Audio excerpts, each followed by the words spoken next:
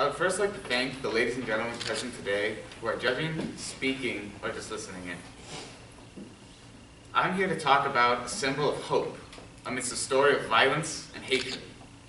On September 11, 2001, we remember the horrific terror attacks on the World Trade Center in New York, New York, as well as the Department of Defense headquarters, also known as the Pentagon. After the attacks, there was public disarray as faces were put to the attackers and their accomplices. War was inevitable, but was this truly the Christian thing to do in response to terror and violence? I would argue that yes it is. To an extent, it is our duty to help other Christians in their paths to God. If groups like Al-Qaeda are going to harm Christians and people in general, it is our job to stop them. But as Christians, we were wrong in how we combated evil. Revenge is never the answer. We fight evil with compassion, not with dead young men and violence. Now you may be wondering how I can have sympathy for insurgents that openly detest our faith. Truth be told, I have very little sympathy for any of them. This does not mean that we cannot try to forgive them.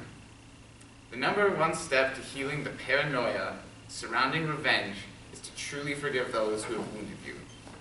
The St. Nicholas Church at Ground Zero is now a symbol of these ideas of forgiveness, sacrifice, and ultimately healing.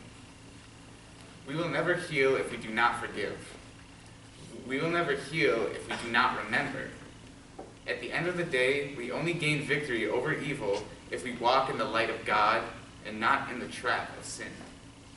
When one looks upon Ground Zero, now they will see the light of God cast over this memorial to our fellow countrymen and our fellow Christians who have fallen to this terror.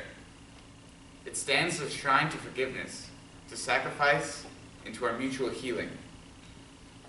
In this way, we look to symbols like the crucifix already, to symbolize Christ's victory over death, and to that we know its symbolism.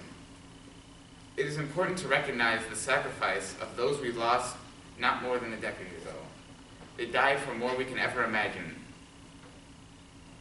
But now we must forgive those who've killed them.